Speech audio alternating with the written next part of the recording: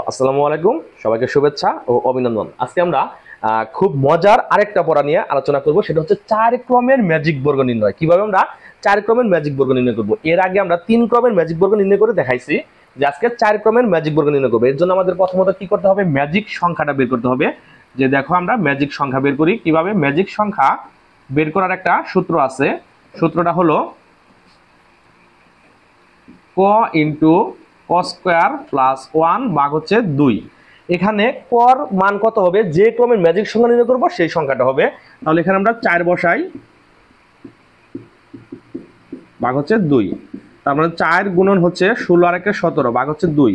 তার মানে 8 68 ভাগ হচ্ছে 2, তার মানে হচ্ছে 34। অর্থাৎ আমাদের 4 ক্রমের যে ম্যাজিক সংখ্যাটা, এই ম্যাজিক সংখ্যাটা হচ্ছে কত, 34। তার মানে উপর নিচ কোনাকুনি পাশাপাশি আমরা যে দিকেই যোগ করি না কেন আমাদের ম্যাজিক সংখ্যা কত আসবে, 4 ক্রমের 34 আসবে। যে এর জন্য প্রথমত আমাদের সংখ্যা হবে কত, সংখ্যা হবে যেহেতু 4 এর বর্গ হচ্ছে 16, তার মানে 1 থেকে 16 পর্যন্ত আমাদের সংখ্যা বসাইতে হবে। কিন্তু খেয়াল করতে হবে একই সংখ্যা কিন্তু দুইবার বসানো যাবে না। দেখো যে এর জন্য প্রথমে আমরা একটা বড় বর্গক্ষেত্র তৈরি করব। একটা বড় বর্গক্ষেত্র তৈরি করি।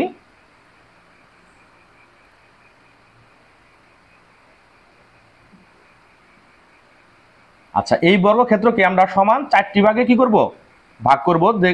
একটু জিনিসটা যদি বর্গক্ষেত্রের মতো হয়,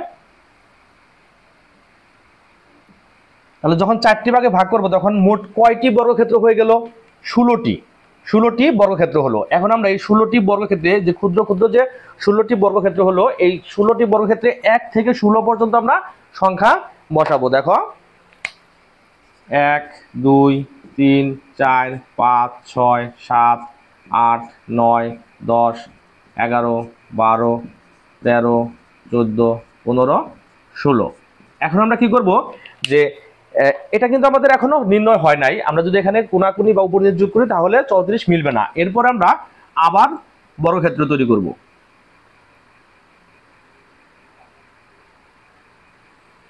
আচ্ছা,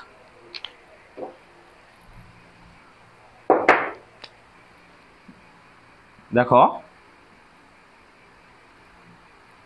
আবার সমান 4টি ভাগে কি করব, ভাগ করব।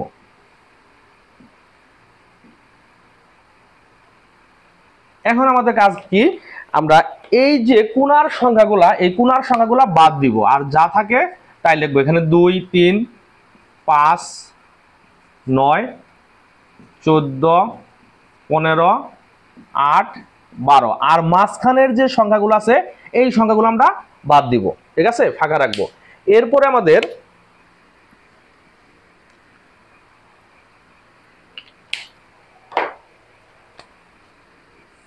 আবার আমরা একটা বর্গক্ষেত্র তৈরি করব।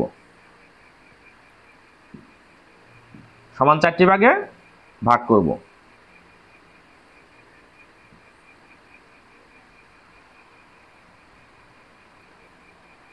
দেখো যে এখন যে সংখ্যাগুলো আছে সেই সংখ্যাগুলো আমরা লিখব।